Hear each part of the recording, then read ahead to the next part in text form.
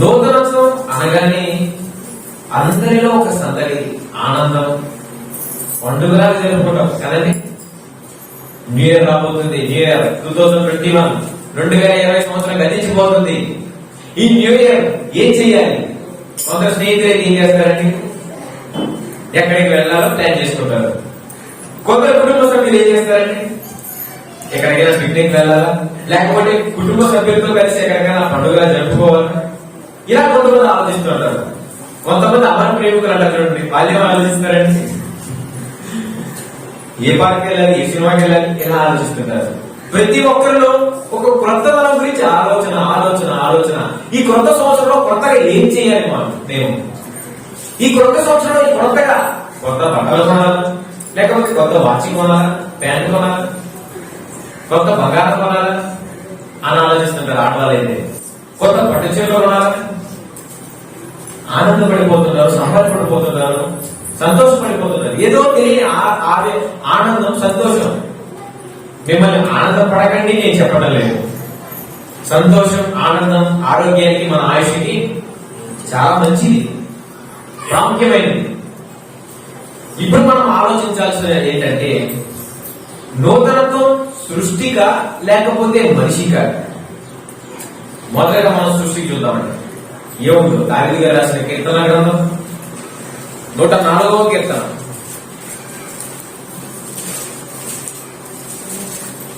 30వ వచనం. నీవు నీ ఊపిరి విడువగా. దేవుడి గురించి దావీదు గారు రాస్తున్నారు, కీర్తన గ్రంథంలో రచిస్తున్నారు, కీర్తన పాడుతూ నీ ఊపిరి విడువగా అవి సృజింపబడును, అవన్నీ సృజింపబడ్డాయి. అట్లు ఏంటి? ఊపిరి చేత ఈ భూమి, నక్షత్రాలు, ఆకాశం, కోట్ల కోట్ల మిల్కీవే గెలాక్సీలు ఇవన్నీ ఎలా సృష్టింపబడ్డాయంటే ఊపిరి విడువగా సృష్టింపబడ్డాయంటే ఇవన్నీ. అట్లు నీవు తండ్రి, నీవు భూతలమును నూతనపరుచున్నావు. భూతలమును ఏం చేస్తాడంట దేవుడు? నూతనపరుస్తాడంట, క్రొత్తగా చేస్తాడంట. ఏంటంటే కొత్తగా ఈ భూలోకంలో మనం ఆలోచిస్తే ఏం కనబడుతుందని? ఒక యాపిల్ పండు చెట్టు చూడండి, పళ్ళన్నీ వస్తాయి. అవి రాలిపోయిన తర్వాత మళ్ళీ ఏం వస్తుందండి? చిగురు మలుస్తుంది. చిగురు తర్వాత పువ్వు అవుతుంది, పువ్వు పిండి అవుతుంది, పిందె కాయ అవుతుంది, కాయ మంచి పండు మనకు వస్తుంది. పండు నూతనత్వం క్రొత్తగా జన్మిస్తుంది, క్రొత్తగా పుడుతుంది. ఈ సృష్టిలో అంతా ఒక యాపిల్ పండు కానివ్వండి, దానిమ్మ పండు కానివ్వండి, బత్తాయి పండు కానివ్వండి, అరటి పండు కానివ్వండి, భూతలమును ఏం చేస్తాడంటే దేవుడు నూతన పరుస్తున్నాడు. ఓకే, సృష్టిలో అంతా నూతనంగా ఉంది, కొత్తగా ఉంది. ఓకే, సృష్టి అంతా ఏమవుతుందండి? నూతనత్వం పొందుకుంటుంది. మరి ఇంకొక భక్తుడు కూడా ఉన్నాడండి, దావీదు కుమారుడు. చూస్తారా? ప్రసంగి గ్రంథం మొదటి 9వ వచనంలో ఏమంటున్నాడు చూడండి. ఇప్పటిదాకా సృష్టి అంతా బాగుంది, నూతనత్వం పొందుతుందని ఆలోచించారు కదా. మరి ప్రసంగి గ్రంథం వచ్చేసరికి ఏమంటున్నాడు చూడండి. ఒక్కసారి దావీదు కుమారుడు రాస్తూ ఏమంటున్నాడు చూడండి. మునుపు ఉండినదే ఇక ఉండబోనది, మునుపు జరిగినదే ఇక జరగబోనది. సూర్యుని క్రింద నూతనమైనది ఏదియో లేదు. అక్కడ దావీదు గారి భూతలమును నూతనపరుచుతున్నామని దేవుడి గురించి అంటున్నాడు. ఇక్కడికి వచ్చేసరికి ఏమంటున్నాడు? మునుపు ఉండినదే ఇప్పుడు ఉండబోతుంది, మునుపు జరిగినదే ఇక్కడ జరగబోతుంది. సూర్యుని కింద నూతనమైనది ఏది లేదు. ఏంటండి తండ్రి కొడుకుల మధ్య ఇదేంటంటే గొడవ అనుకుంటున్నారా? రాసింది ఇద్దరు వ్యక్తులైనా రాయించింది ఒకే ప్రేరణతో. ఎవరండి? పరిశుద్ధాత్మ దేవుని ప్రేరణతో. అర్థమవుతుందా? మీకు ఇది అర్థం అవ్వాలంటే మునుపుండినదే ఇకను ఉండబోతుంది, మునుపు జరిగినదే ఇకను జరగబోతుంది. ఏం జరుగుతుంది ప్రకృతిలో ఒక్కసారి ఆలోచించండి. ఒక యాపిల్ చెట్టు మునుపు అవి మంచి ఫలాన్ని ఇచ్చింది, ఇప్పుడు కూడా అవే ఫలాన్ని ఇస్తుంది. ఒక యాపిల్ చెట్టు దానిలో పండ్లు ఏమైనా ఇస్తుందా? మునుపు ఏవైతే పండ్లు అయితే ఇచ్చిందో, యాపిల్ పండ్లు అయితే ఇచ్చిందో ఇప్పుడు కూడా అవే పండ్లు. ఒక అరటి చెట్టు ముందు జరిగినదే ఇప్పుడు కూడా జరుగుతుంది. ఒక సూర్యుడు చూడండి, ముందు వెలిగిస్తున్నాడు, ఇప్పుడు కూడా వెలిగిస్తున్నాడు. రాత్రి కాల సమయంలో సూర్యుడు వెలిగిస్తున్నాడు. కానీ మునుపు జరుగుతున్నది, ఇప్పుడు కూడా జరుగుతుంది. అంటే ప్రకృతిలో మునుపు జరుగుతున్నది, ఇప్పుడు కూడా జరుగుతున్నాయి. అంటే ప్రకృతిలో నూతనత్వం ఉందా లేదా? ఉందా లేదా? ఉంది. కానీ అది కొందరేంటి అది అంటున్నారు. అదొకదా?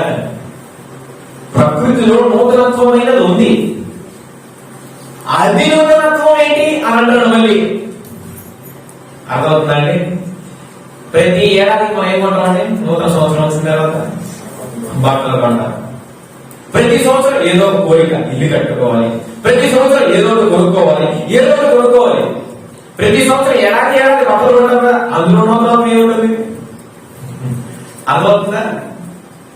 ప్రతి ఏడాది మనం ఏం చేస్తామంటే కొత్త బట్టలు కొంటాం.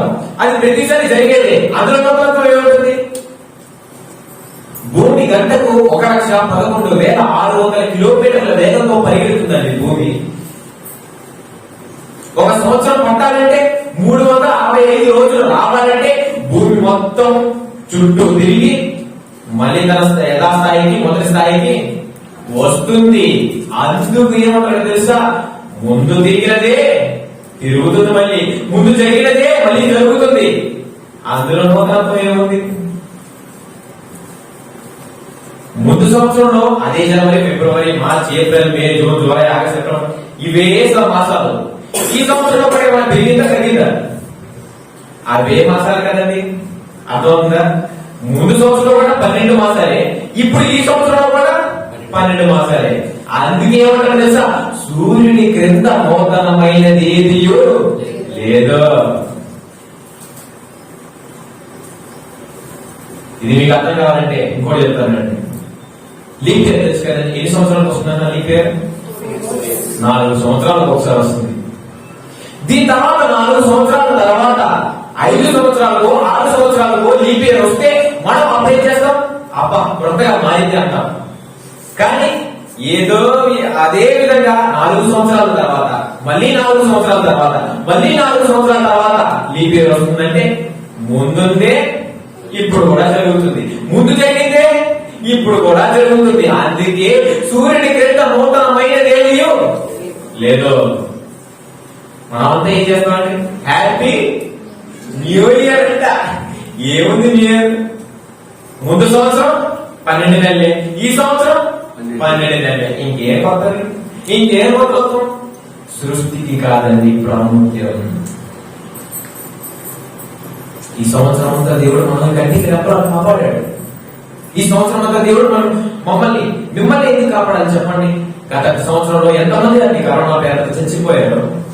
మనం మాత్రం బ్రతికింపబడి ఈ రోజు సంఘానికి వచ్చి నూతన సంవత్సరంగా, మొదటి ఆదివారంగా, ప్రథమ ఆదివారంగా మనమందరం కూడుకొని ఈ వాక్యం ఎందుకు వింటున్నామో తెలుసా? నీ మీద, నా మీద ఆయన కృప చూపించాడు. ఆయన కృప లేకుండా ప్రతి ఒక్కరు ఎంతమంది చచ్చిపోయారండి కరోనా పేరట? మన హాస్పిటల్లో పనిచేస్తాడు, ఎన్ని కేసులు. కానీ మనం ఇంకా ఎందుకు బ్రతికింపబడుతున్నాం? మనకు ఒక ఛాన్స్ ఇచ్చాడు. ఏంటో తెలుసా? నువ్వు కూడా నూతనత్వం పొందుకోవాలి. ఈ సృష్టికంతా నూతనత్వం ఉంది, అందులో నూతనత్వం ఏముంది ఆలోచించండి. దానికి ఉంది నూతనత్వం, అందులో గొప్పతనం లేదు. అందులో నూతనత్వం ఇంకేముంది? సూర్యుని క్రింద నూతనమైనది లేదు. ముందున్నదే ఇంకా ఉంటుంది, ముందు జరిగిందే మళ్ళీ జరుగుతుంది. మనిషికి నూతనత్వం పొందుకోవాలండి, సృష్టికి కాదండి నూతనత్వం. మనం ఏం చేస్తాం? Happy new year 2021. కొత్త సంవత్సరానికి కాదండి నూతనత్వం. నీకు రావాలి, నీకు రావాలి, మీకు రావాలి నూతనత్వం. మనం పొందుకోవాలి నూతనత్వం. అదే మాటలు అంటారు. యెషయా గ్రంథం 43:19 చదవండి. అందుకే దేవుడు ఏమంటాడు తెలుసా? ఇదిగో నేను ఒక నూతన క్రియ చేస్తున్నాను, కొత్తది చేస్తాను. ఏంటో తెలుసా?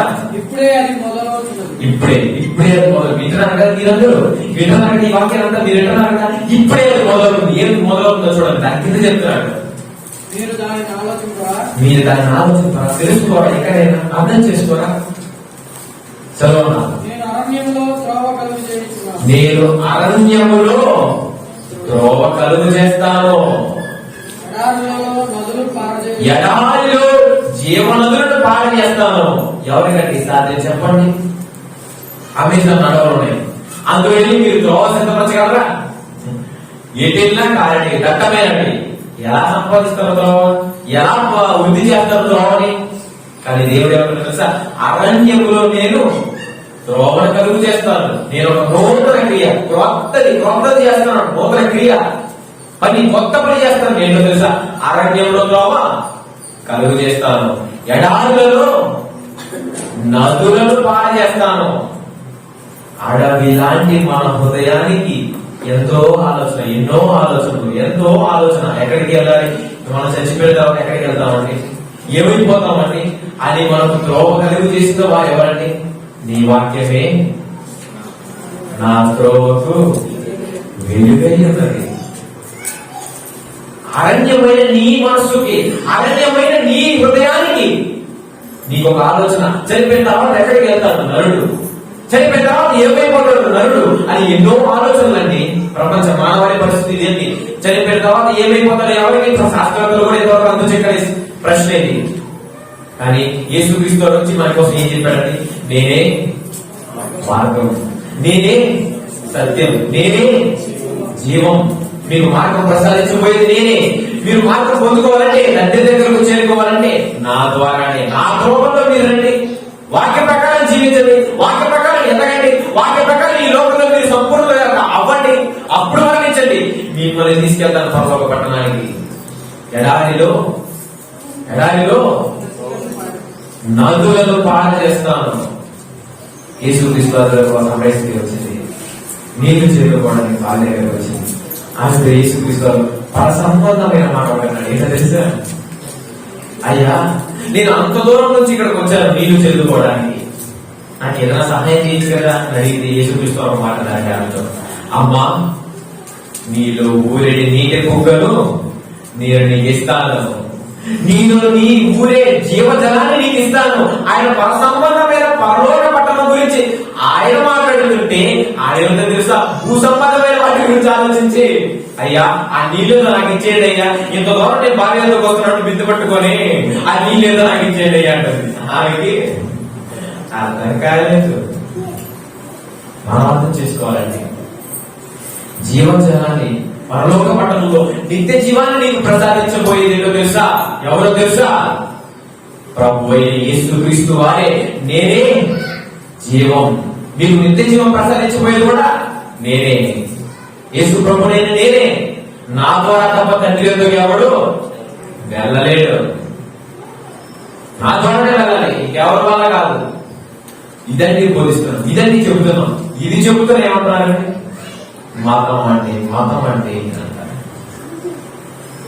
మంచి మాటలు చెప్పడం మతం అంటే బైబిల్లో ఎక్కడ కానీ మతం అనేది లేదండి. మార్గం అని చెప్పాడు యేసుక్రీస్తు గారు. నూతన క్రియ చేస్తున్నాడంట దేవుడు.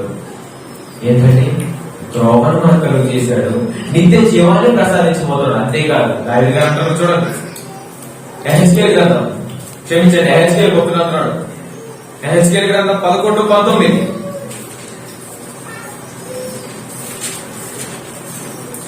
యెహెజ్కేలు గ్రంథం 11:19.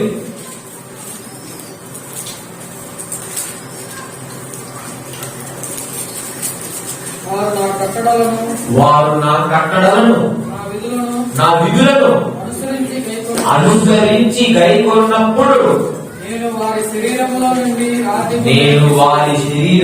నుంచి రాతి గుండెను తీసివేసి వారికి మాంసపు గుండెను ఇచ్చి వారికి ఏక మనసు కలుగజేసి వారి యందు నూతన ఆత్మ పుట్టించుచున్నాను. వారికి రాతి గుండెను కలుగు చేసి, ఎప్పుడు మీరందరూ ఆయన మాటలు అనుసరించి ఆయన ఆజ్ఞల ప్రకారం జీవిస్తే ఆయన మీలో ఉన్న రాతి గుండెను తీసి మాంసపు గుండెని ఇస్తాడంటండి. రాతి గుండెలతో కరుడు కట్టిన కషాయ గుండెలండి మనకి. ఆనాడు ఎంత దారుణం అంటే చెప్పండి. క్రీస్తు నమ్ముకునే వాళ్ళం కాదు, ఎక్కడికెక్కడికో తిరిగే వాళ్ళం, ఎక్కడెక్కడో పాప విముక్తి కాగాలని ఆ దేశానికి ఈ దేశానికి ఆ ఊరికి ఈ ఊరికి తిరిగే వాళ్ళం అండి. కానీ యేసుక్రీస్తు వారు మనకు రాతి గుండెలు తీసి మాంసపు గుండెలు ఇస్తాడంట. మీకు అర్థం కావాలంటే ఒక చిన్న సందర్భం చెప్తాను వినండి. ఒక ఇంట్లో ఒక తండ్రి కూతురు ఉన్నారు. ఆ తండ్రి ఇంట్లో చాలా ధనవంతుడు, చాలా డబ్బు గల ఆస్తి గలవాడు, చాలా ధనవంతుడు. జాగ్రత్తగా వెళ్ళండి. ఆ కూతురు వచ్చి ప్రతి సంవత్సరం బర్త్డే జరుపుకుంటుంది. ప్రతి సంవత్సరం ఆ తండ్రి తన కూతురికి ఒక మంచి గిఫ్ట్ ఇస్తాడు. ఈ సంవత్సరం కూడా రాబోతుంది తన బర్త్డే. డాడీ, ఇంకా నా బర్త్డేకి నెల రోజులే ఉంది, నాకు ఒక మంచి గిఫ్ట్ కావాలి. డాడీ, నాకు ఈ గిఫ్ట్ కావాలి, మంచి గిఫ్ట్. ప్రతి సంవత్సరం నాకు ఇస్తున్నావు కదా, ఈ బర్త్డే కూడా నాకు ఒక మంచి గిఫ్ట్ కావాలి డాడీ అని అంటుంది. అమ్మా ఇస్తానమ్మా, నీకు మంచి గిఫ్ట్ ఇస్తానమ్మా. ఇంకా వారం రోజులు ఉంది గడువు. వారం రోజులు ఉంది డాడీ, ఇంకా వారం రోజులే ఉంది డాడీ, నాకు ఒక మంచి గిఫ్ట్ కావాలి డాడీ, నాకు ఒక మంచి గిఫ్ట్ కావాలి. అమ్మా ఇస్తానమ్మా, ఓకే అమ్మా. ఈ వారం రోజుల్లో ఏమైంది తెలుసా అండి? ఆ బాబు కింద పడిపోయింది. హాస్పిటల్ తీసుకెళ్లారు. తీసుకెళ్లిన తర్వాత డాక్టర్, నా కూతురు అప్పటి వరకు ఆరోగ్యంగా ఆడుకుంటూ బాగానే ఉంది కదా డాక్టర్. తండ్రి ఆవేదన చెందుతున్నాడు. మీ తల్లిదండ్రులు ఉన్నారు కదా ఎంతమంది, మీ పిల్లలు ఒక్కసారిగా కింద పడి కొప్పగొలిపోతే మీకు ఎంత ఆవేదన, వర్ణనాతీతం. ఆ తండ్రి కూడా అదే బాధ, అదే ఆలోచన. ఏంటి డాక్టర్, నా కూతురు ఇంత చక్కగా ఆడుకునేది, ప్రతి సంవత్సరం తన బర్త్డే జరుపుకుంది, ఇంకా వారం రోజే డాక్టర్ తనకి అడుగుతుంది, తన బర్త్డే రాబోతుంది, తనకు ఒక మంచి గిఫ్ట్ ఇవ్వాలి డాక్టర్. ఆ డాక్టర్ ఏం చెప్పాడు తెలుసా అండి? అయ్యా చెక్ చేశారు, మొత్తం చెక్ చేశారు, అంతా బాగా ఉంది. అయ్యా మీ కూతురికి గుండె బాగుంది, ఇంకొక గుండెను మార్చాలి అయ్యా, గుండె మొత్తం చెడిపోయింది అయ్యా. ఆ ధనవంతుడు ఎంత డబ్బున్నా ఎంత ఆస్తున్నా గుండెను తీసుకుని రాలేకపోయాడే. న్యూస్ పేపర్ లో అంతా ప్రకటన చేయించాడు, అంతా పబ్లిసిటీ చేశారు. ఇదిగో నా బిడ్డకి ఎవరైతే గుండెలు ఇస్తారో వారికి ఇంత ఆస్తి, ఇంత బహుమానం, ఇంత ఇస్తామని ప్రచారం చేశాడు. ఇంకా గడువు 2 రోజులు మాత్రమే ఉంది. ఆ పాప తండ్రి దగ్గరకు వచ్చి, డాడీ నాకేమైంది, హాస్పిటల్కి ఎందుకు వచ్చాను, చెప్పు డాడీ, నాకేమైంది చెప్పు డాడీ, నా బర్త్డే ఇంకా 2 రోజులే ఉంది డాడీ, నా పుట్టినరోజు, నాకు ఒక మంచి గిఫ్ట్ ఇస్తాను కదా డాడీ, ఎక్కడ డాడీ, ఏం డాడీ, నన్ను తొందరగా ఇంటికి తీసుకెళ్ళి డాడీ. అమ్మా ఇస్తానమ్మా, నీకు ఒక మంచి గిఫ్ట్ ఇస్తానమ్మా. ఏం కాలేదమ్మా, నీకేం కాలేదమ్మా, 2 రోజులే కదా, వెళ్ళిపోదామ్మా, ఇంటికి వెళ్ళిపోదామ్మా. ఇంకా చివరి దినం వచ్చేసింది, రేపు తన బర్త్డే. ఎవరు గుండె ఇవ్వడానికి సిద్ధపడలేదు. డాక్టర్ దగ్గరికి వెళ్ళాడు. డాక్టర్ ఏంటి డాక్టర్, ఎవరు ఇవ్వలేదు డాక్టర్, ఇంకెవరో ఉపాయం ఉందండి. ఇంకెవరు గుండె బ్రతికున్న వాళ్ళకి గుండె కావాలి అని డాక్టర్ చెప్పాడు. ఆ ధనవంతుడు ఏం చేశాడు తెలుసా అండి? ఇంకెవరు ఇవ్వలేదు. డాక్టర్ నా గుండెలేమో డాక్టర్, నా బిడ్డకి నా గుండెలేమో డాక్టర్. అయ్యా ఇది వైద్య వృత్తికి విరుద్ధం అయ్యా, నేను ఇవ్వమయ్యా. కాళ్ళు మీద పడ్డాడు, ప్రతిమాలున్నాడు. అయ్యా నా కూతుర్ని ఎలాగైనా నేను బ్రతికించాలి, నా ఆయుష్కాలం తగ్గిపోయింది, నేను ఇంకా బ్రతికి ఏం చేస్తాను ఈ లోకంలో, అందుకే నా కూతుర్ని బ్రతికించలే డాక్టర్, నాకు ఒక మంచి గిఫ్ట్ ఇవ్వాలి డాక్టర్. ఇంకా డాక్టర్ కూడా కంటి నీరు పెట్టుకొని ఆ ధనవంతుడి గుడ్డను తీసి ఆ పాపకు అమర్చారు. అమర్చిన తర్వాత ఆ పాప నెమ్మదిగా 2 రోజుల తర్వాత నెలకు వచ్చింది.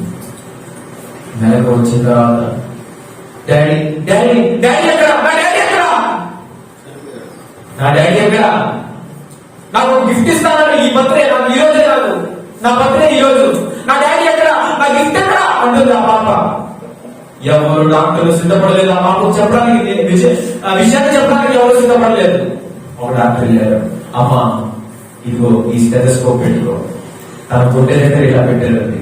ఏమేమడుందమ్మా, lub dub lub dub lub dub. ఇదే అమ్మా మీ నాన్న నీకు ఇచ్చిన బర్త్డే గిఫ్ట్. ఇదే అమ్మా మీ నాన్న చచ్చిపోయిన తర్వాత నీకు ఇచ్చిన ఒక మంచి గిఫ్ట్ అమ్మా. ఆ పాప బోర్లని ఏడ్చి, డాడీ నా కోసం నీ ప్రాణాలను అర్పించావా డాడీ, నేను బ్రతకాలని నీ గుండెని తీసి నాకు అర్పించావా డాడీ. అదే అమ్మా నీ కన్న తండ్రి అయిన దేవుడు తన ప్రియ కుమారుని చేత ఆ రాతి గుండె లాంటి, కషాయ గుండె లాంటి మన గుండెని తీసి ఆయన మరణించి ఆయన హృదయాన్ని మనలో ఉంచాడు. యేసుక్రీస్తు వారు. ఈ ప్రాణాన్ని ఎవరు చేయగలరు చెప్పండి, ఈ ప్రాణాన్ని ఎవరు చేస్తారు చెప్పండి. కానీ మనం ఏం చేస్తున్నాం తెలుసా? యేసుక్రీస్తు మీకు రాతి గుండెలను తీసి మాంసపు గుండె ఇస్తాను. మీ హృదయాలను నూతనపరుస్తాను. మంచి ఆత్మను మీరు నూతన ఆత్మను పుట్టిస్తాను. పరిశుద్ధాత్మ దేవుడి సహవాసం మనలో ఉంచాలి. కానీ మనం ఏం చేస్తున్నామండి? చూస్తారా మనం ఏం చేస్తున్నాము? ఇర్మియా గ్రంథం 31:22 31వ అధ్యాయం 22వ వచనం. ఇర్మియా గ్రంథం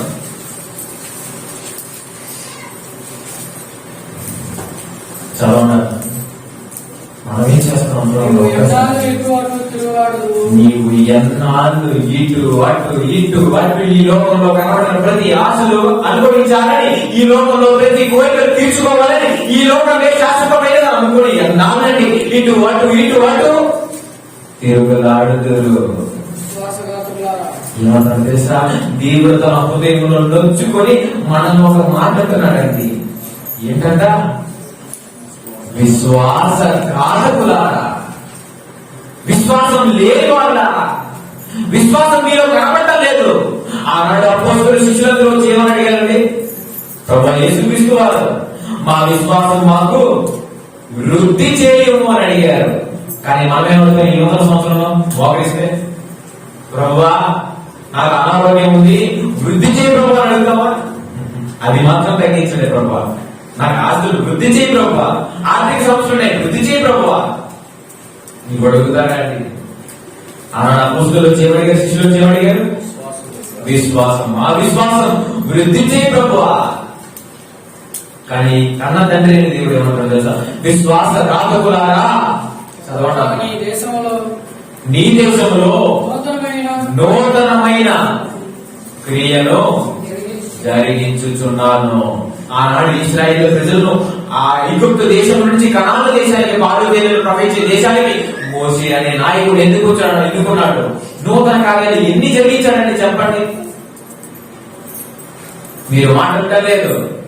ఆనాడు ఫరో యొక్క హృదయం కఠినమైపోయింది. అతనికి బుద్ధి చెప్పాలని ఎన్ని నూతన కార్యాలు చేశాడు ఇశ్రాయేలు ప్రజల కోసం. అరణ్య మార్గంలో ప్రవేశిస్తున్నప్పుడు బట్టలు మాయలేదంటండి, చెప్పులు అరగలేదంటండి.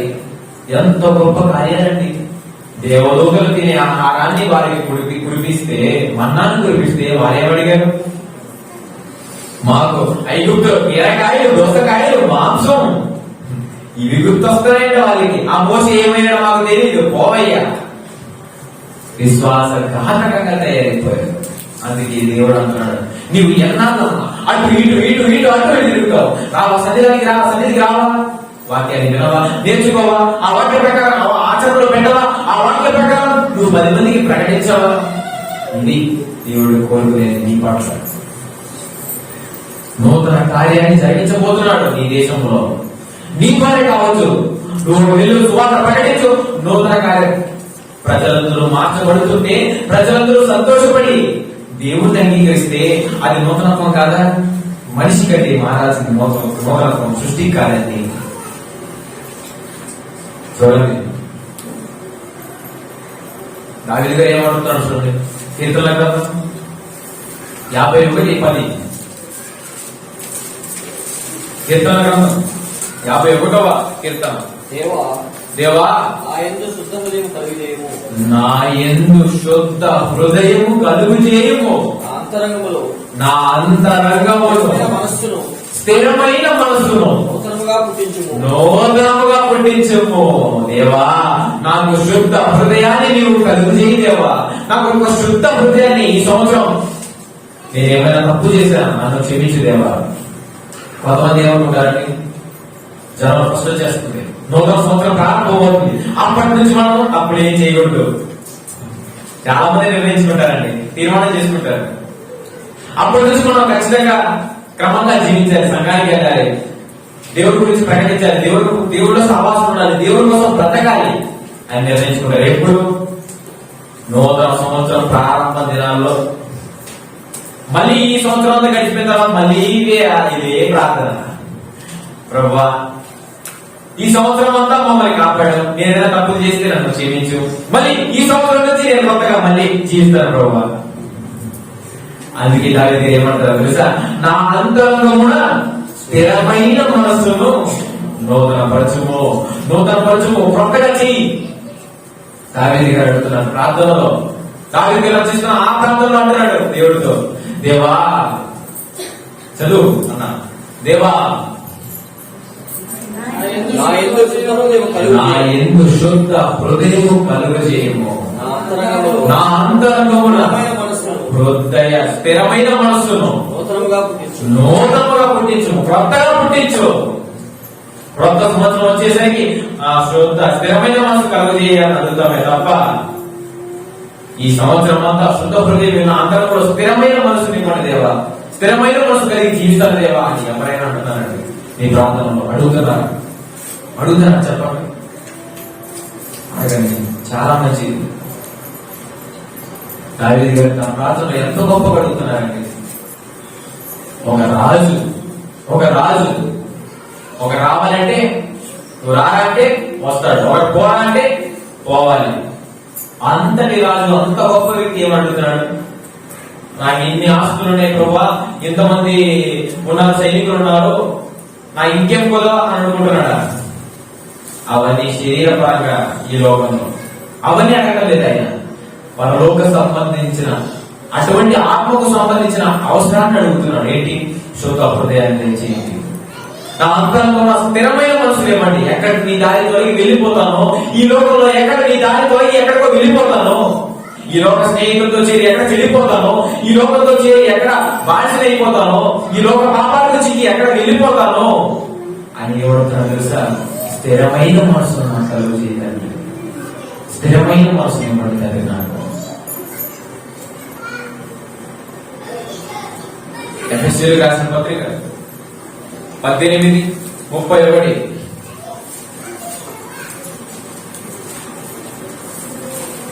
ఎఫెసీయులకు రాసిన పత్రిక 18వ అధ్యాయం 31వ వచనం. హెస్కేల్ గ్రంథం, క్షమించండి, 18వ అధ్యాయం 31వ వచనం. మీరు జరిగించిన అక్రమ క్రియలన్నిటినీ దేవుడు మన గురించి ఏమంటాడు తెలుసా? మీరు జరిగించిన అక్రమ క్రియలన్నిటినీ విడిచిపెట్టడానికి వస్తుంది. పాత సంవత్సరంలో ఎన్నెన్నో చేస్తుంటాం, ఎన్నెన్నో ఘోరకలి, ఎన్నో పాపాలు తెలిసి కూడా చేస్తుంటాం, తెలియకుండా కూడా చేస్తుంటాం. అవన్నీ దేవుడు ఏమంటున్నాడండి? మీరు జరిగించిన అక్రమ క్రియలన్నిటినీ విడిచిపెట్టి నూతన హృదయమును నూతన బుద్ధి తెచ్చుకున్నాడు. నూతనత్వం సంవత్సరానికి కాదండి, నూతనత్వం చంద్రుడికి కాదండి, నూతనత్వం సృష్టికి కాదండి. నూతన హృదయం కలగాల్సిన వారు ఎవరో తెలుసా? మనమే. నూతనత్వం పొందుకోవాల్సిన వారు ఎవరో తెలుసా? మనం కొత్తగా నూతన హృదయం పొంది చదవనా? నూతన హృదయమును నూతన బుద్ధి తెచ్చుకోండి. నేడు ప్రపంచంలో ఇంత ఘోరగలి ఎందుకు జరుగుతుంది? కరోనా వైరస్ ఎందుకు వచ్చింది? ఆలోచించండి. ఇటువంటి విపత్తు ముందెప్పుడైనా జరిగాయండి? ఎప్పుడు? నోవహు గారి కాలంలో. అక్రమ విషయాలన్నీ గొప్పగా తిరిగిపోయే నోవహు గారి కాలంలో దేవుడు ఆకాశం ముందు ఆ పరలోక పట్టణం నుంచి భూమిని చూడగా, అయ్యో నా బిడ్డలందరూ చెడిపోయారే, వారి వల్ల నా హృదయం నొచ్చుకుంటుంది, వారి వల్ల నా హృదయం బాధపడుతుంది, ఈ సృష్టిలో వారిని పంపించి అనుభవించండి నాయన, నా కోసం బ్రతకండి నాయన దేవుడు వారికి సెలవిస్తే వారేం చేశారంటే నోవహు కాలంలో అక్రమ కార్యాలు నదుల చరిత్రం యొక్క మొత్తం అంతా నదుల చరిత్ర భూమి మీద గొప్పది. వారి హృదయం యొక్క తలంపులను అంతా ఎల్లప్పుడూ కేవలం చెడ్డదని దేవుడు చూసి హృదయంలో నొచ్చుకుని ఏం చేశాడంటే జలప్రలయం రప్పించాడు. జలప్రలయం రప్పించి మాట వినని ఎందరో ప్రజలను నాశనం చేశాడు, ముంచెత్తేశాడు, లేపేశాడు. అది ఒకనాడు మన తండ్రి ఆవేదన, ఉద్దేశం, ఉగ్రత. అందుకు దేవుడు ఏమంటారు తెలుసా? మీ అక్రమ కార్యక్రమాలన్నీ విడిచిపెట్టండి. మీ పాపాలే ఈ ప్రపంచంలో ఎన్ని విపత్తులు, ఉపద్రవాలు, సునామీలు, వరదలు, తుఫాన్లు ఎందుకు వస్తాయో తెలుసా? మీరు చేస్తున్న పాపాలు పండిపోతున్నాయి. దేవుడు సహించలేకపోతున్నాడు, దేవుడు ఓర్చుకోలేకపోతున్నాడు. మన బిడ్డలు కూడా ఏదైనా తప్పు చేస్తే ఎంతగా భరిస్తామండి? అలా చీకర అంటుంటాం. ఇంకా కోల్పోతుంది, పేషెన్స్ అంతా కోల్పోతుంటాం, ఓడిపోతా తగ్గిపోతుంది. ఇంకేం చేస్తామండి? కర్ర తీసుకున్నా లేకపోతే మా నాన్న పెళ్లి తీసుకుంటాడు, నాలుగు తగ్గిస్తాడు, ఎదురులో ఒక మూల కూర్చుంటాడు. దేవుడు కూడా అది బెత్తం ఎత్తుకున్నాడు. దేవుడు కోపం, ఉగ్రత. కానీ మనిషి చచ్చిపోవాలని దేవుడికి ఏమాత్రం ఇష్టం లేదండి. మనిషి చావాలని ఏమాత్రం దేవుడికి కోరుకోడు. మనిషి నూతన హృదయం పొందుకోవాలని అది చెప్తారు కదా. మీరు నూతన హృదయమును నూతన బుద్ధియు తెచ్చుకోండి. ఇంకొక కాలంలో కూడా జరిగింది. ఏ కాలం చెప్పగలరా? లోతు గారి కాలం. ఆనాడేమో వాటర్తో చెప్పాడు, లోతు గారి కాలంలో వచ్చేసరికి అగ్ని దించాడు. ఆనాడేమో వాటర్, ఈసారి ఫైర్ మీద ఉన్నాడు. ఈసారి ఎలా కాదా? మీరు ఇంకో బుద్ధి చెప్పాలని ఈసారి ఏం దించాడని కంటికి కనబడని సూక్ష్మ క్రిములు దింపాడు. Microorganism, corona virus. ఆనాడు లోటు గారి కాలంలో అందరూ కూడుకోవడం అంట, ఎంజాయ్ చేసుకోవడం అంట, పాపాలు విపరీతంగా పెరిగిపోతున్నాయి, వ్యభిచారంగా పెరిగిపోయింది. కామ వికారమైన యుక్త ప్రవక్తలు, కామంతో కూడిన ఎంతో ఆటపాటలు. కానీ లోతు గారు ఒక్కడే ఆ సమాజంలో నీతిమంతుడిగా బ్రతికాడండి. చుట్టుపక్కల ఉన్న సమాజం అంతా చెడిపోతున్నా వారిలో కలవని లోతు గారు నీతిమంతుడు అనిపించుకున్నాడు దేవుడి దగ్గర. మనం కూడా చుట్టుపక్కల సమాజంలో ఎంత ఘోరకని జరుగుతుంది, ఈ చుట్టుపక్కల సమాజంలో ఎంత దారుణమైన పరిస్థితి అండి. ఈ సమాజాన్ని బాగుపరచాలంటే మనం చైతన్యవంతులు కావాలండి. మన వల్లే, మన జీవితం వల్లే ఇతరులు కూడా మార్పు చెందగలరు. దేవుడు ఇచ్చేసినది ఆనాడు లోతు కాలంలో అగ్ని ఆకాశం నుండి కురిపించి, అగ్ని గంధకాలను కురిపించి భస్మం చేశాడండి. నేల మొలకలు కూడా ఇప్పటి వరకు మొలకుండా చేశాడు. అంత కోపం ఆయనకి, అంత ఉగ్రత. ఎందుకు? నేను ప్రపంచంలో ఆనాడు కలుసుకుంటాను, కూడుకుంటున్నానని ఇప్పుడు ఏం చేశాడని షేకాన్ని ఇవ్వడానికి కూడా భయపడుతున్నాను. ఇప్పుడు టచ్ చేస్తే కరోనా అంట, టచ్ చేయని కూడా చేశాడు. ఈసారి మళ్ళీ ఇంకో కొత్త వస్తుంది. ఏంటి? స్ట్రెయిన్. ముందు ఉండినదే, ముందు సంవత్సరం ఉండినదే ఈ సంవత్సరం కూడా ఫాలో అవ్వంటారు నాయన అంటున్నారు. ఎవరు? గవర్నమెంట్. ఏంటి? ముందు సంవత్సరంలో ఏ విధంగా మీరు మాస్కులు ధరించారో, ఏ విధంగా శానిటైజర్ వాడారో, ఈ సంవత్సరం కూడా డిసెంబర్ 31 తేదీ వరకు కూడా పాటించండి నాయన. ముందు ఉండినదే జరగబోతుంది, ముందు జరిగినదే జరగబోతుంది. సూర్యుడి క్రింద నూతనమైనది ఏది లేదో. నూతనత్వం పొందుకోవలసింది మనిషి. అందుకే దేవుడు తెలుసండి, ఇప్పటి వరకు మీరు ఎన్నో అక్రమ కార్యాలు చేశారు, ఇప్పటి వరకు ఎన్నో పాపాలు చేశారు. దాన్ని వదిలిపెట్టండి, విడిచిపెట్టండి. నూతన హృదయం, నూతన బుద్ధియు నేర్చుకోండి, తెలుసుకోండి. ఇప్పటికైనా మారండి, ఇప్పటికైనా నూతన హృదయం, స్థిరమైన మనసును అడగండి. దేవుడు, ప్రభా ఈ సంవత్సరం అంతా స్థిరమైన మనసుతో నీ కోసం పనిచేస్తాను ప్రభా. ఈ నూతన సంవత్సరం స్థిరమైన మన హృదయంతో నీ కోసం జీవిస్తాను ప్రభా. నీ కోసం సంఘాన్ని విడవను ప్రభా. అది కావాల్సింది. ప్రభా అంటే అనగా చెప్తారు. ప్రభా అంటే ప్రతివాడు సారోగానికి వెళ్తాడా? ఎవడైతే తండ్రి చిత్త ప్రకారం చేస్తాడో వారికి పరలోక రాజ్యం ఎంట్రన్స్. ఎవరైతే తండ్రి చిత్త ప్రకారం జీవిస్తారో, యేసుక్రీస్తు ఈ లోకంలోకి వచ్చి ఏం చేశారండి? ఆయనకున్న కోరికలు, ఆయనకున్న ఆశలు ఒక్కటైనా భూమి మీద నెరవేర్చుకున్నాడా? నెరవేర్చాడా? లేదండి.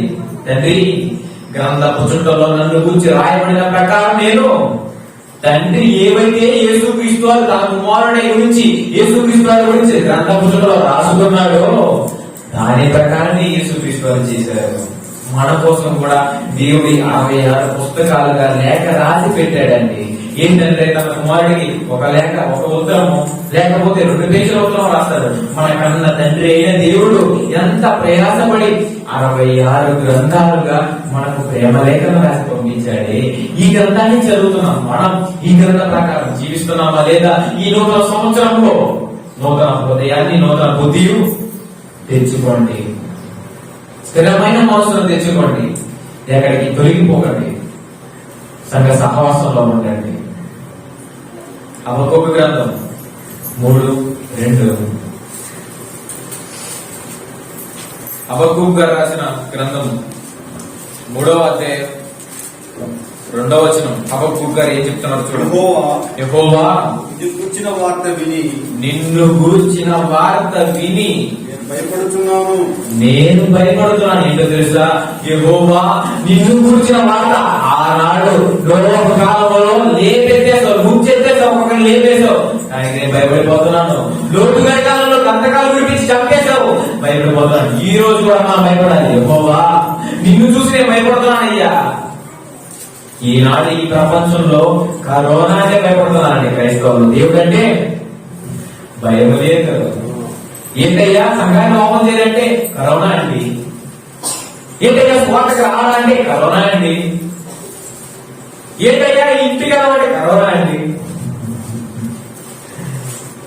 ఏంటండి దేవుడు అంటే భయం లేదా? కానీ హబక్కూకు గారు ఏమంటున్నారు? దేవా యెహోవా నిన్ను గురించి నేను భయపడుతున్నాను. అటువంటి భయం మనలో ఉందా? ఎప్పుడు నా వెనకాల దేవుడు ఉంటాడని చెప్తున్నాను. నాకు ఎప్పుడు కలవదు ధైర్యం అండి. నా వెనకాల నా దేవుడు ఉన్నాడు.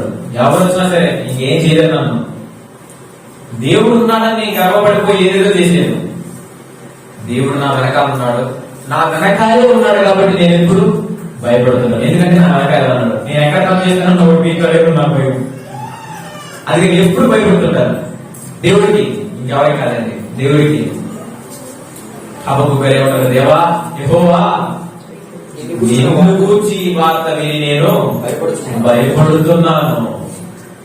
సంవత్సరంలో జరుగుతుండగా నీ కార్యము నూతన పరచము. సంవత్సరాలు గడుచుతుండగా నీ కార్యాన్ని నూతన పరచము, కొత్తగా చెయ్యి. సంవత్సరంలో జరుగుతుండగా ఇంకొక మాట చదవను.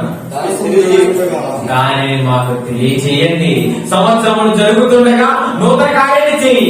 సంవత్సరం జరుగుతుండగా దాన్ని మాకు తెలియచేయి. ఈ కొత్త సంవత్సరంలో నూతనంగా నేను ఏం చేయాలి? స్వాతంత్ర ప్రకటించాలి, ఏం చేయాలి? నీకోసం ప్రకటించాలి, నీకోసం జీవించాలా? ఏంటో మాకు తెలియజెప్పు ప్రభువా. నిన్ను గురించి భయపడుతున్నాను ప్రభువా. ఈ సంవత్సరంలో అయినా మాకు విముక్తి కలుగుతాయి ప్రభువా. ఈ సంవత్సరంలో అయినా మా కోసం ఆలోచించండి ప్రభువా. అదే హబక్కూకు గారు అడుగుతున్నారు. సంవత్సరంలో జరుగుతుండగా నీ కార్యాన్ని నూతన పరచుము. ఆయన కార్యం ఏంటో మాకు తెలియజేయము తండ్రి. మీ కార్యం నా పట్ల ఎటువంటి కార్యం ఉందో అటువంటి కార్యాన్ని నాకు తెలియజేయ తండ్రి. చివరిగా ఒక మాట చూసుకొని ముగించుకుందాం. కొరింథీయులకు రాసిన 2వ పత్రిక 4వ అధ్యాయం 16వ వచనం. కొరింథీయులకు రాసిన 2వ పత్రిక. కావున మేము అధైర్యపడము. మా బాహ్య పురుషుడు కృషించినను ఆంతర్య పురుషుడు దినదినము నూతన పరచబడుతున్నాడు. ఏంటో తెలుసండి? ఈ శరీర సంబంధమైన బాహ్య పురుషుడండి సువార్తలో వెలిగిపోయిన, దేవుడి కోసం పనిచేసి కృంగిపోయిన, కృషించిపోయిన, లోపలున్న పరిశుద్ధాత్మ కలిగిన ఈ ఆత్మ, మన సహాయం కలిగిన లోపల మన అంతరాత్మ దినం దేవుడి కార్యక్రమాల్లో ఆయన మాకు తెలియపరచండి దేవా. నూతన కార్యంలో మాకు తెలియపరచండి దేవా. హబక్కూకు గారు అన్నారు. కొరింథీయులకు రాసిన ఉత్తరానికి రాసిన పౌలు గారు ఏమన్నారు? మా బాహ్య పురుషుడు కృషించిపోయిన, దేవుని పనిలో కృషించి కృంగిపోయి నలిగిపోతున్న మా లోపల ఆంతర్య పురుషుడు దినం నూతన పరచబడుతున్నాడు. అటువంటి వారు కావాలండి నేను సమాజంలో ఉన్నవారు. అటువంటి క్రైస్తవులు కావాలి. మనమందరం దేవుని కోసం మన శరీరాన్ని నలగొట్టుకోవాలి. దేవుని కోసం మన శరీరాన్ని అర్పించాలి. దేవా ఈ శరీరాన్ని నాకు ఇచ్చావు కదా దేవా. యేసుక్రీస్తు ఏమన్నా తెలుసా? చక్కని మాట అన్నారండి. దేవా ఈ లోకంలో ప్రవేశించినప్పుడు బలియు అర్పణ నీవు కోరలేదు. పూర్వ హోమములు పాప పరిహారార్థమైన బలులు నీకు ఇష్టమైనవి కావు. ఇదిగో నాకు ఒక శరీరాన్ని అమర్చితివే. నాకు ఈ లోకంలో ప్రవేశిస్తున్నప్పుడు నాకు ఒక శరీరాన్ని ఫిక్స్ చేసి నువ్వు పంపించావే ఈ లోకానికి. అది కావాలని కోరుకున్నావు తండ్రి. ఇదిగో తండ్రి నా శరీరాన్ని యావత్ ప్రపంచంలో బానిసత్వంలో పాపమని బానిసత్వంలో బ్రతికిపోతున్న వారి కోసం నరకానికి దిగజారిపోతున్న వారి కోసం యావత్ ప్రజలను రక్షించడానికి, పాపముల నుంచి విముక్తి కలగజేయడానికి ఇదిగో నువ్వు నాకు ఇచ్చావే, ఈ లోకానికి పంపించినప్పుడు ఈ శరీరాన్ని నాకు అమర్చి ఫిక్స్ చేసి పంపించావే, ఆ శరీరాన్ని నువ్వు కావాలంటున్నావు. ఇదిగో తండ్రి ఇచ్చేస్తున్నాడు, నీకోసమే అర్పించేస్తున్నాడు. ఎంత గొప్ప కుమారుడండి యేసు స్వామి. మనమైనా ఏమవుతారు దేవుడికి? తండ్రి ఇంకో కాలేమని ఇస్తో చెప్పి ఇక్కడ ఫిక్స్ చేసుకుంటాం, ఇంకో చెయ్యమని ఇస్తో చెప్పి ఇక్కడ ఫిక్స్ చేసుకుంటాం, ఇంకో కన్యమని ఇస్తో చెప్పి ఇక్కడ ముదురు మీద లేకపోతే ఇంకెక్కడ భూమి మీద సెట్ చేసుకుంటాం అని అడుగుతాం.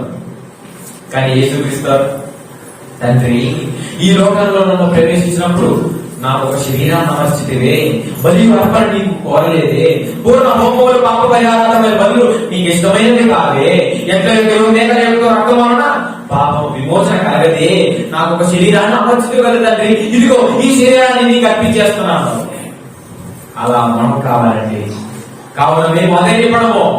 మా బాహ్య పురుషుడు కృషించిపోయినాను, ఆంతర్య పురుషుడు దినము నూతనపరచబడుతున్నాడు. అటువంటి వారు కావాలి, అటువంటి వారు మనం తయారవ్వాలి. ఈ సంవత్సరం అదే గుర్తుపెట్టుకోండి. మా బాహ్య పురుషుడు, ఈ శరీర పరంగా ఉన్న ఈ శరీరము దేవుడి కోసం నలిగిపోయి విరిగిపోయి ఎంత అనుభవించినా కృషించిపోయినా లోపల ఉన్నదే ఒక అంతరాత్మ మహాశక్తి, దేవుడి నుంచి దిగి వచ్చిన ఆ మహాశక్తి మళ్ళీ దేవుడి దగ్గరకు తిరిగి వెళ్ళిపోవాలంటే దినము మీ బాహ్య పురుషుడిని నలగొట్టుకోవాలి దేవుడికి. అప్పుడు మీ లోపల ఉన్న ఆంతర్య పురుషుడు దినము నూతన పరచబడతాడు. యోగు గారండి తెలుసు కదండి, శరీర పరంగా ఎన్ని హింసలు వచ్చినా, తన భార్య వచ్చి దూషించిన, స్నేహితులు వచ్చి ఎప్పటికైనా నీ దేవుడిని దూషించి విడువు అన్నప్పటికీ కూడా ఏం చేశాడండి? నా దేవుడు గొప్పవాడు, నాకు యెహోవా ఇచ్చాడని యెహోవా తీసుకెళ్లిపోయాడు. యెహోవా నాకు ఇచ్చాడు, మళ్ళీ నాకు యెహోవా కావాలంటే ఇస్తాడు, మళ్ళీ తీసుకెళ్లిపోయాడు. కానీ నేను నా దేవుడిని మాత్రం దూషించను, నా దేవుడి గురించి చెప్పదానే తప్ప నా దేవుడిని మాత్రం ఏమీ అనను. అదండి యోగు గారి విశ్వాసం, యోగు గారి భక్తి. ఆంతర్య పురుషుడు దినము నూతన పరచబడటం అంటే అది. అదే కొరింథీయులకు రాసిన పత్రిక 2వ పత్రిక 5:17. కాగా ఎవడైనను క్రీస్తు యేసునందున్న ఎడల వాడు నూతన సృష్టి, పాతవి గతించెను, ఇదిగో క్రొత్తవాయెను. నువ్వు క్రొత్త సృష్టి కావాలంటే సృష్టిలో ఉందండి క్రొత్తది. భూమి అంతా ఒక సంవత్సరం అంతా 365 రోజులు రావడానికి, ఒక సంవత్సరం గడవడానికి ఏం చేస్తుందండి? భూమి తన చుట్టూ అది తిరుగుకొని సూర్యుడి చుట్టూ తిరిగి వచ్చిన తర్వాత మొదటి స్థానంలో నిలబడుతుంది. ముందు జరిగిందే మళ్ళీ జరుగుతుంది, ముందు జరిగిందే మళ్ళీ అవుతుంది. అందులో కొత్తది ఏముంది? నూతన సృష్టి మనం కావాలి. ఎప్పుడు? ఎవడైనా క్రీస్తు యేసునందున్న ఎడల, ఎవరైతే యేసుక్రీస్తు వారే ఎందుంటారో, యేసుక్రీస్తు వారి దగ్గర ఎలా ఉండాలండి? యేసుక్రీస్తు వారు లేరు కదండి. ఒక జగన్మోహన్ రెడ్డి గారు ఉన్నారు, ఆయన దగ్గర ఉంటాం. ఆయన దగ్గర ఉంటే ఆయన ఏంటో అవన్నీ మాకు తెలుస్తాయి. ఆయన ఎటువంటి వాడు ప్రజలకు ఎంతో హెల్ప్ చేస్తున్నాడు. ఒక మోడీ గారు ఉన్నారు, ఆయన దగ్గర ఉంటే ఆయన బతుకున్నారు కాబట్టి ఆయన దగ్గర ఉంటే ఆయన ఏ ప్రజలకు ఎటువంటి చేస్తున్నాడు, ఎటువంటి పథకాలు వినియోగిస్తున్నాడు అవన్నీ మాకు తెలుస్తాయి. మరి యేసుక్రీస్తు వారు ఉన్నాయి కదా ఏంటంటే యేసుక్రీస్తు వారు లేరు కదండి. మరి ఎలా అంటే యేసుక్రీస్తు ఉన్నారమ్మా. ఎందుకో మీ చేతుల్లో 66 గ్రంథాలుగా లిఖితం చేసి దేవుడు ఇచ్చి వెళ్ళిపోయాడు యేసుక్రీస్తు వారు. మీ చేతిలో ఉన్న ఆ పరిశుద్ధ గ్రంథమే, వాక్యమే ఎవరు? మన యేసుక్రీస్తు వారు. ఆ వాక్య ప్రకారం అందున్న ఎడల మీరు నూతన సృష్టి. ఇదిగో పాతవి గతించెను, ఇదిగో మీ జీవితం అంతా క్రొత్త జీవితానికి క్రొత్తదనం కావాలి, సృష్టికి కాదు. ఇప్పుడు చెప్పండి, నూతనత్వం సృష్టిగా మనిషికండి.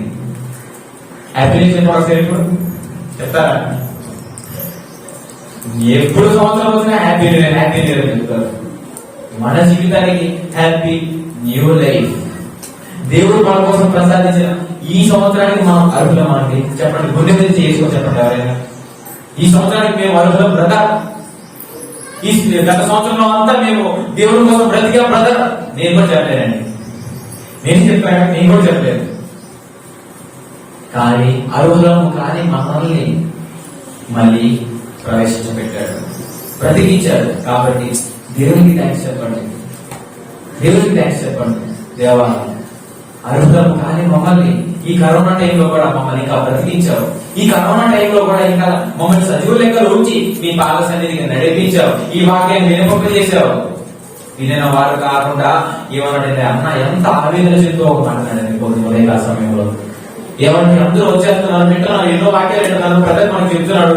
కానీ ఒకరికొకరు వందనాలు చెప్పుకోకుండా ఏంటి బ్రదర్, ఏంటి ఏంటి సహవాసం ఎట్టెళ్ళిపోతుంది, ఏమైపోతుంది? అలా ఉంటామండి, అలా ఉంటాము. ఇదిగో పాత సంవత్సరంలో ఎన్నో గొడవలు, ఈ పాత సంవత్సరంలో ఎన్నో దారుణాలు, ఎన్నో చేసాం. వదిలేండి పాతవన్నీ. ఏమన్నాడు యేసుక్రీస్తు, మీరు యేసు వాక్య ప్రకారం జీవించిన వారైతే ఇదిగో పాతవన్నీ వదిలేండి. గొడవలైనా ఏదైనా ప్రేమ కలిగి జీవించండి. ఇదిగో క్రొత్తగా మారండి, క్రొత్తగా జీవించండి. మనం కొత్తగా ఎప్పుడు వచ్చామండి, కొత్త జనం ఎప్పుడు పోతాం, బాప్తిస్మం తీసుకొని. కానీ మనం దినదినము ఏం చేయాలండి, దినదినము మన ఆంతర్య పురుషుడు దినదినము నూతన పరచబడాలి. Happy new year. సంవత్సరానికి ఏంటండి హ్యాపీ న్యూ ఇయర్? కొత్త ఏంటి? ప్రతి సంవత్సరం వస్తుంటది, పోతుంటది. ముందున్నదే ఇక ఉండాలి, ముందు జరిగిందే ఇక ఉండాలి. Happy new year. అందుకే అండి నేను ఎవరికి హ్యాపీ న్యూ ఇయర్ చెప్పాను. మనిషికి అండి కావాల్సింది ముఖ్యంగా నూతనత్వం, సృష్టికి కాదు. సృష్టికి మనం చెప్తాం ఏమని, ఇయర్ అయిపోయింది, హ్యాపీ కొత్త సంవత్సరం వచ్చింది. సృష్టికి చెప్పే రాము. నీలాంటి అక్క చెల్లెలందరూ, నీలాంటి అన్నదమ్ములు ఎందరో నరకానికి దిగజారిపోతున్నారు. వారి మనసు నూతనంగా మారటం లేదు. రాతి గుండెలుగానే చచ్చిపోతున్నారు. రాతి గుండెలు, కసాయి గుండెలుగానే దారుణాలు, హత్యలు, ఘోరాలు ఇన్ని జరుగుతున్నాయి ప్రపంచంలో. వారందరినీ నూతన సృష్టిగా మీరు చెయ్యాలి కదండి. అదే కదా మనకు పెట్టిన బాధ్యత ఏంటండి. యేసుక్రీస్తు వెళ్ళిపోతూ శిష్యులతో అందరికీ చెప్పే మాట ఏంటండి, మీరు సర్వలోకానికి వెళ్ళండి, సర్వ సృష్టికి సువార్తను ప్రకటించండి. అయ్యా, ఈ సంవత్సరమున నీ కార్యాలు ఏ విధంగా నూతనపరచబడుతున్నావో ఆ కార్యము నాకు తెలిసి ప్రభువా అన్నది. ఎటువంటి నూతన కార్యం నా కోసం ఉంచావు ప్రభువా, ఎటువంటి కొత్త కార్యం నా కోసం ఉంచావు ప్రభువా, ఈ సంవత్సరంలో అటువంటి కార్యం నాకు తెలియజేయండి ప్రభువా అన్న చెంత ఆవేదనతో అంటున్నాడు. నేను పోతున్న మాటలు అందరం వస్తున్నాం, వెళ్ళిపోతున్నాం. ప్రభువా అంటాము ఉదయకాల సమయంలో వచ్చి, ఇంకా లాస్ట్ లో ప్రభువా ఆమె అనేసరికి కంటికి కనపడని పరిస్థితి. అంత బిజీనా, అంత బిజీనా? దేవుడి కంటే అంత బిజీనా? ఆలోచించండి. ఈ ప్రపంచంలో ఎందరో ఉన్నారు, ఎందరో మహాత్ములు, ఎందరో వీరత్యాగం చేశారు, ప్రాణాలు అర్పించారు. అలెగ్జాండర్ తిరిగాడు. మొత్తం సర్వసంపదని ఏమైనా తీసుకెళ్లాడు? ఏమీ తీసుకెళ్లేదే. ఏమీ లోకంలో ఒక్క రూపాయి కూడా తీసుకెళ్లేదే. ఏమీ తీసుకువెళ్ళని ఈ జీవితం కోసం తప్ప ఆడటం, కోరిక. శాశ్వతమైన జీవితంలో మనం పొందుకోవాలంటే మనం కానుకల పాటలు ఏం పాడుతున్నాం, పరలోక రాజ్యంలో ధనము సమకూర్చుకోండి. ఇదే మనకు అనుకూలమైన, ఎప్పుడు వెళ్ళిపోతామో ఎప్పుడు ఏం జరుగుతుందో మనకు తెలియదు. నీ బొందిలో ఊపిరి ఉన్నంత కాలం క్రీస్తు కోసం హతసాక్షులుగా మారండి. క్రీస్తు యేసునందున్న ఎడల నూతన సృష్టి మీరే. ఈ ప్రకృతి కాదు, ఈ పువ్వులు కాదు, ఈ కాయలు కాదు, ఈ చంద్రుడు కాదు, ఈ నక్షత్రాలు కాదు, ఈ సూర్యుడు కాదు. ప్రతిరోజు సూర్యుడు వస్తాడు, ప్రతిరోజు అస్తమిస్తాడు. ప్రతిరోజు చంద్రుడు వస్తాడు, ప్రతిరోజు చంద్రుడు అస్తమిస్తాడు. ప్రతిరోజు భూమి తిరుగుతూ తన చుట్టూ వస్తుంది. సంవత్సరం అంతా తిరిగి మళ్ళీ వస్తుంది. ఎక్కడ వస్తుంది? మొదటి స్థాయికి వస్తుంది. ఇందులో ఏముంది కొత్తదనం? సూర్యుని క్రింద నూతనమైనది లేదో. భూమి మీద నివసిస్తున్న మనలో ఉండాలి నూతనత్వం. అది కావాల్సింది. ఇప్పుడు నూతనత్వం సృష్టిగా మనిషికండి మారండి. దేవుని కోసం బ్రతకండి. ఈ సంవత్సరం దేవుని కోసం. ఆనాడు స్టెఫెన్ గారు, పౌలు గారు తెలుసు కదండి, సౌలుగా ఉన్నప్పుడు మూడు హింసకుడు దోషకుడు స్త్రీలను చుట్టుపట్టుకోలాగా వెళ్ళిపోయాడు. ప్రవక్తను చంపించేసేవాడు. అటువంటి ఆయన రాతి గుండె కలిగిన సౌలుగా ఉన్నప్పుడు మాంసపు గుండె యేసుక్రీస్తు అని నిలుపు చూసిన తర్వాత సౌలా సౌలా నన్ను ఎందుకు హింసిస్తున్నావు సౌలా, నువ్వు హింసిస్తున్న యేసునే సౌలా అన్నప్పుడు అతని రాతి గుండె కలిగి మాంసపు గుండె యేసుక్రీస్తు హృదయాన్ని ఇచ్చాడు, మార్చాడు. మారిన తర్వాత ఎన్ని సంఘాలకు ఉత్తరాలు రాశాడండి, ఎన్ని సంఘాలను స్థాపించాడండి, ఎంతమందిని క్రైస్తవులను ఫోన్ చేశాడండి. అటువంటి వారు ఎందుకు? వారందరూ యేసుక్రీస్తు వారి యందు ఉన్నాయా నూతన సృష్టి. వారందరూ పాతని గతించిపోయాయి. సౌలుగా ఉన్నప్పుడు ఎన్నో చేశాడు, గతించిపోయావని. కొత్తగా మారిన తర్వాత, పౌరుగా మారిన తర్వాత ఎంత చైతన్యపరిచాడు. శిష్యులు కూడా వారి విశ్వాసంలో కృంగిపోయినప్పుడు లేవండి మీరు పదండి, దేవుడి రాజ్యంలో ప్రవేశం కావాలంటే మీరు విశ్వాసంలో తొలగిపోకూడదని చైతన్యపరిచాడు. ఎన్నో చెప్పాడు. పేతురు గారండి, ఆయన ఒక్కసారి ప్రసంగం చేస్తే 3,000 మంది మారిపోయారండి. 3,000 ఒకేసారి. ఎంత గొప్ప విషయం అండి.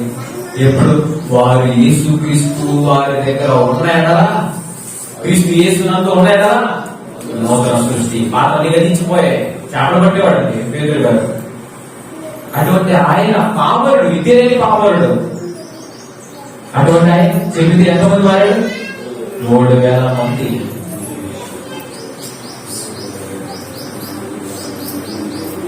ఆ 3,000 మంది పురుషులే కదండి. అందులో యవనస్తులు ఎంతమంది, స్త్రీలు ఎంతమంది, ఎంతమంది ఉంటారండి. యేసుక్రీస్తు వారండి గొప్ప కార్యం. ఈ లోకంలో ఎవరు చేయలేనటువంటి త్యాగం చేశాడు మన కోసం, నీ కోసం, నా కోసం. ఆ రాతి గుండెను కలిగిన మన కోసం ఆయన చనిపోయి ఆయన హృదయాన్ని మనకి ఇచ్చాడు. ఆయన హృదయాన్ని మనకు త్యాగం చేశాడు. పరిశుద్ధాత్మ దేవుడి సహవాసాన్ని మనలో ఉంచాడు. భూమి మీదే ఉంచేశాడు. నేను వెళ్ళిపోవడం వల్ల మీకు ప్రయోజనకరం. యేసుక్రీస్తు అంటారు, నేను వెళ్ళిపోవడం వల్ల మీకు ప్రయోజనకరం. నేను వెళ్ళని ఎడల ఆదరణకర్త మీ ఎదుగు రాడు. అంటే యేసుక్రీస్తు వెళ్ళిపోతే మనకు సహాయంగా వెళ్ళిపోతే ఉంచాడు పరిశుద్ధాత్మ దేవుడి సహవాసం. పరిశుద్ధాత్మ దేవుడి అన్యోన్య సహవాసం మనలో ఉంచాడు. ఈ భూమి మీద మన కోసం ఉండిపోయాడు. యేసుక్రీస్తు వారైతే మన కోసం ప్రాణత్యాగం చేశాడు. కన్న తండ్రి అయిన దేవుడు మన కోసం కష్టపడ్డాడు, కూలివాడయ్యాడు. ముగ్గురండి మన కోసం ప్రయత్నిస్తున్నారు. ఎందుకో తెలుసా? చివరి వచనం ఇదే. ఎందుకో తెలుసా? ఆ ముగ్గురంతా ప్రయాస, పని, సంకల్పం, ధ్యేయం, లక్ష్యం ఒకటే. హెచ్కేల్ గ్రంథం